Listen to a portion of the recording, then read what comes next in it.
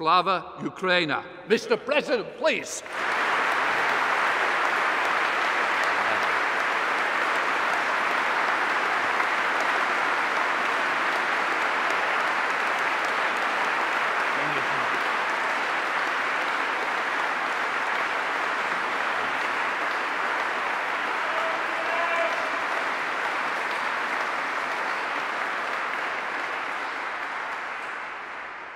Thank you so much.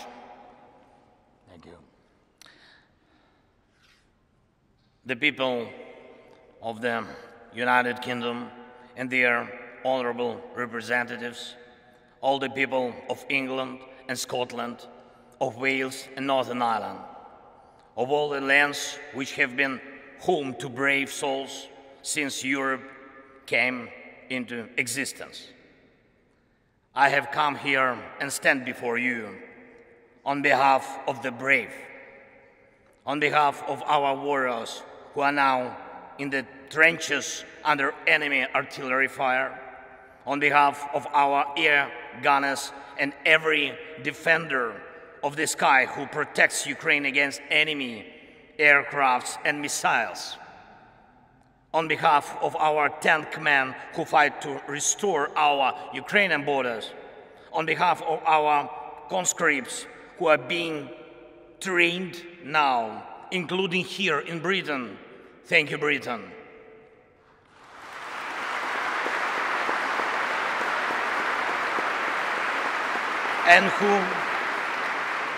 And who will be then deployed to the front line, skilled, equipped, and eager to win. On behalf of every father and every mother who are waiting for their brave sons and brave daughters back home from the war. Mr. Speaker, you may, I think, well remember as roughly more than 2 years ago, we met with you here in Parliament. Great honor was for me. And I remember we enjoyed tea. We talked, of course. We talked a lot about our people and about our countries, about the British and Ukrainian political traditions. Mr. Prime Minister Rishi, when we had our meeting earlier today, and I said to you that I will tell a story in my address to the Parliament, and a story about my feelings on my first visit to London as President in autumn 2020. The program was packed. Royal Highnesses William and Catherine, and Buckingham Palace, and aircraft carrier of the Royal Navy, the Westminster, of course, Downing Street, and of course, the war rooms. And there is an armchair in the war room, the famous Churchill's armchair, and a guide smiled and offered me to sit down on this armchair from which war orders had been given. And he asked me, how did I feel? And I said that I certainly felt something. But it is only now that I know what the feeling was. And all Ukrainians know it perfectly well, too. It is the feeling of how bravery takes you through the most unimaginable hardships to finally reward you with victory.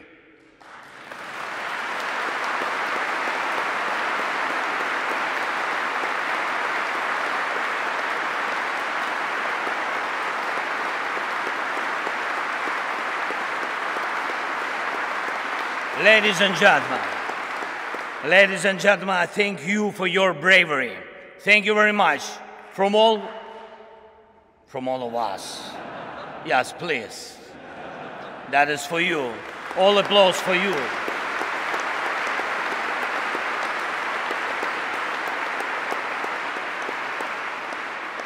London has stood with Kiev since day one. From the first seconds and minutes of the full-scale war, Great Britain, you extended your helping hand when the world had not yet come to understand how to react.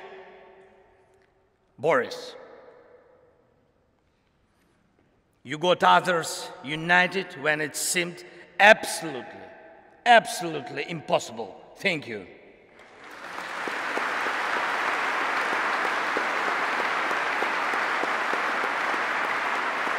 You, all of you, you all showed your grit and character back then, strong British character.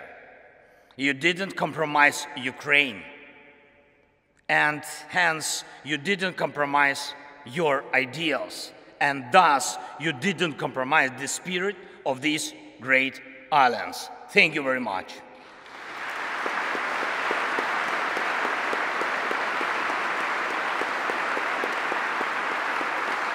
And of course, everybody understands that our countries knew absolutely different times. Our nations defended freedom in the Second World War.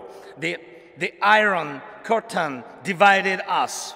Our people went through crisis and growth, through inflation and periods of social losses and social gains. It was tough, but we always found strength and stamina to move ahead and achieve results.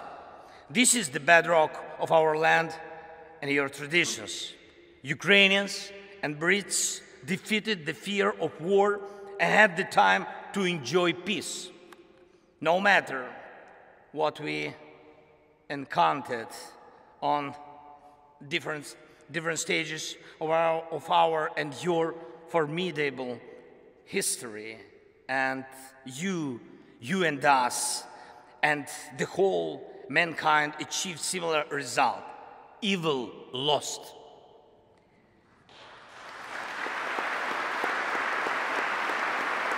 Evil lost. We will always come out on top of evil. This lies at the core of our, but also your traditions. However, the horizon never stays clear for a while. Once the old evil is defeated, the new one is attempting to rise its head. Do you have a feeling that the evil will crumble once again? I can see in your eyes now we think the same way as you do. We know freedom will win.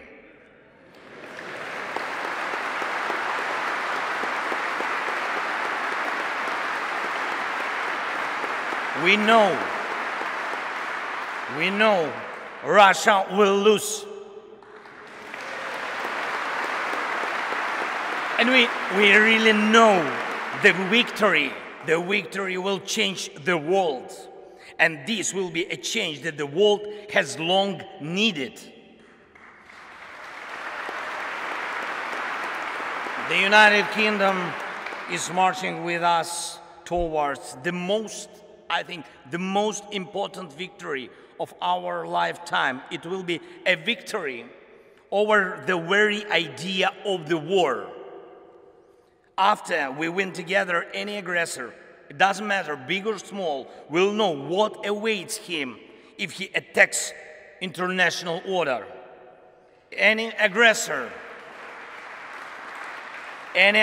who will try to push the boundaries by force, who will inflict destruction and death on other peoples, who will try to endure his dictatorship at the expense of other people's blood in criminal and unprovoked wars, as the Kremlin does. Any aggressor is going to lose.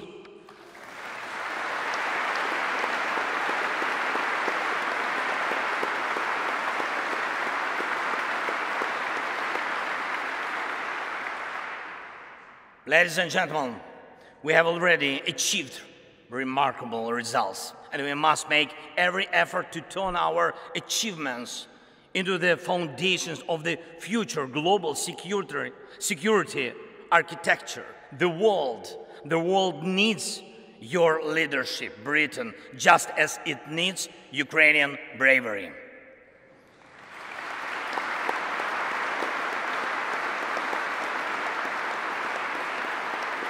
When the full-scale invasion began, we, together with you, Britain, and United States and other allies, formed a true coalition of friends.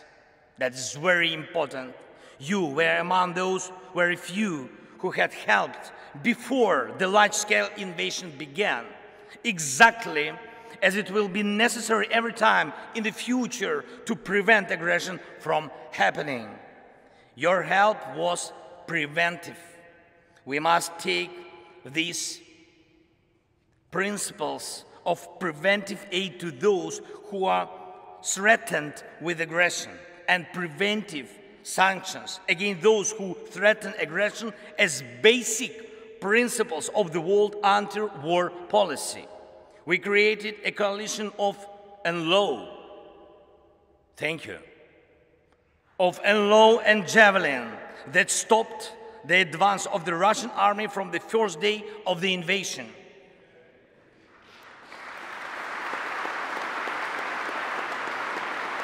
We built the coalition of artillery rounds and a coalition of air defense which allow us to save the lives of our children, of our people, of our civilians, our women, our elderly, and our cities from Russian atrocious occupation and missile terror.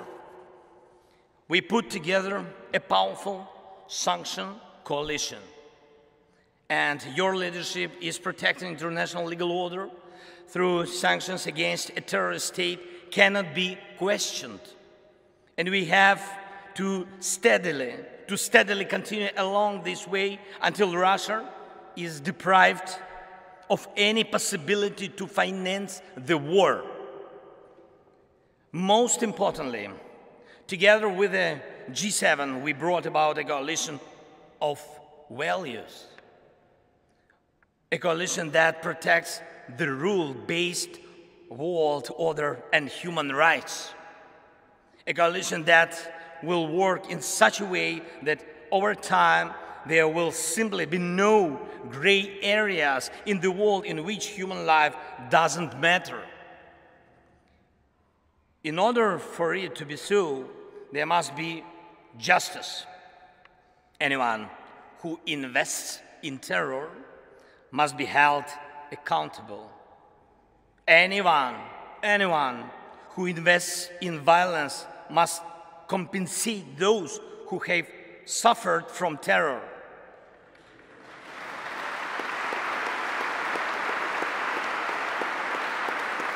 Terror, aggression, or other forms of state violence.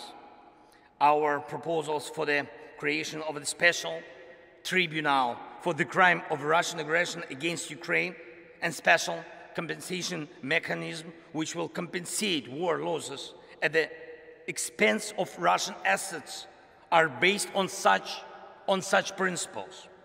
Justice is one of 10 elements of the peace formula proposed by Ukraine and supported by Britain.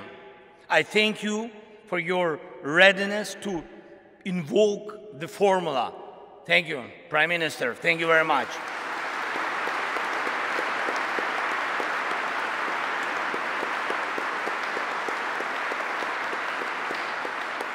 As I already mentioned, Ukrainian soldiers are being trained in Britain, in particular to operate Challengers, your main battle tanks.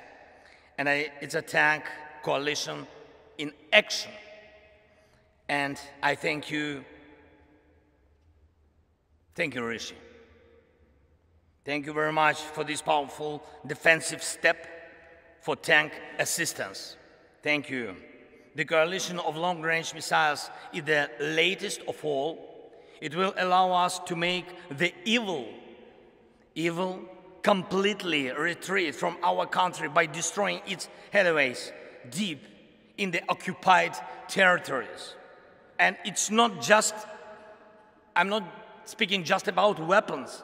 We proved together that the world truly helps those who are brave in defending freedom, and thus paves the way for a new history. A history of the world that knows how to be quick in help, who knows how to be effective in defense, who knows how to remain principled in dark hours, who implements its treaties and arrangements in good faith, who does not allow perpetrators to enjoy immunity, who knows how to overcome veto when it's abused, who knows no fear, and who knows how to win. This shall be the new reality of the free world, I'm sure.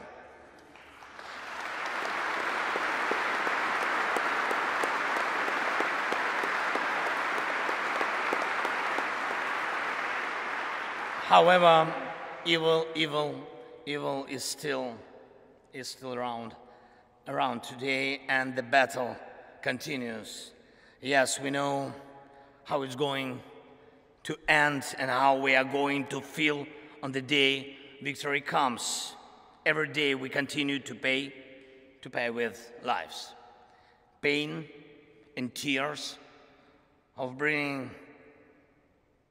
bringing victory closer, with the lives of our people, our heroes, whom we lose in battles, with the lives of our heroes who take life and death risks every day to save as many of our soldiers and civilians as possible.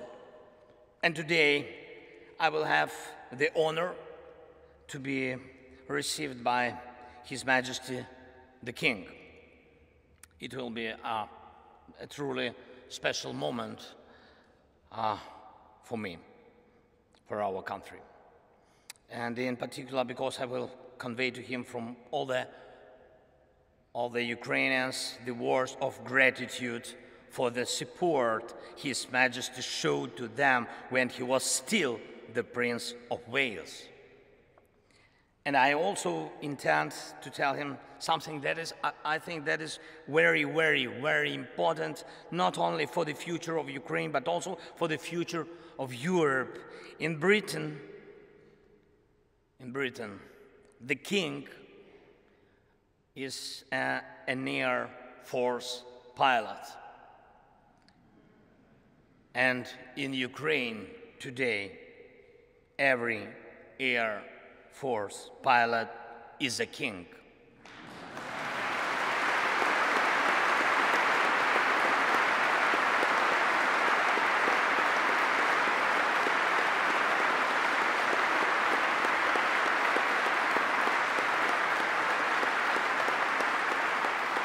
For us, just for us, for our families. Because they are so few, they are so precious that we, the servants of our kings, do everything possible and impossible to make the world provide us with modern planes to empower and protect pilots who will be protecting us. And I'm proud of our Air Force. And I brought a present from them to you, Great Britain. Yes, please, open, please. Yes. Yes. To the speaker. Yes, speaker. I will. And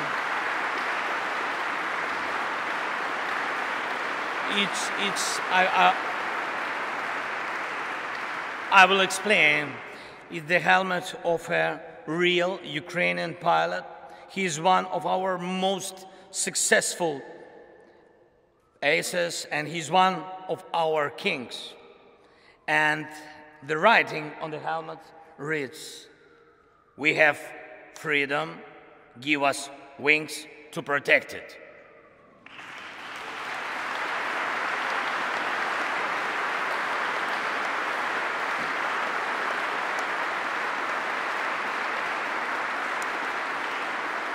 I trust this symbol will help us for our next coalition of the plains, and I appeal to you and the world with simple and yet most important words: combat aircrafts for Ukraine, wings for freedom.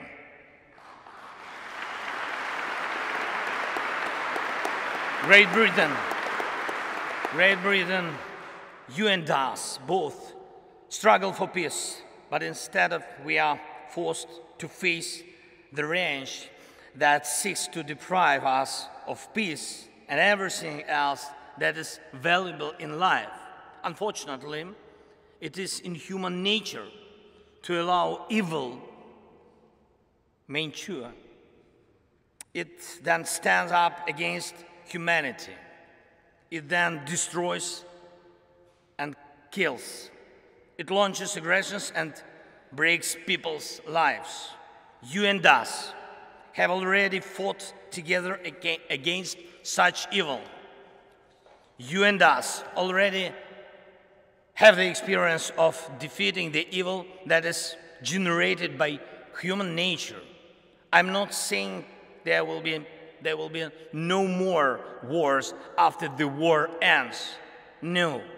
It is impossible to completely erase evil from human nature. Yet it is in our power to guarantee with words and deeds that the light side of human nature will prevail. The side you and us share, and this stands above anything else.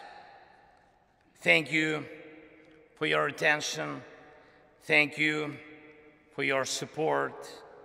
And leaving a British Parliament 2 years ago, I thanked you for delicious English tea. And I will be leaving the Parliament today, thanking all of you in advance for powerful English planes.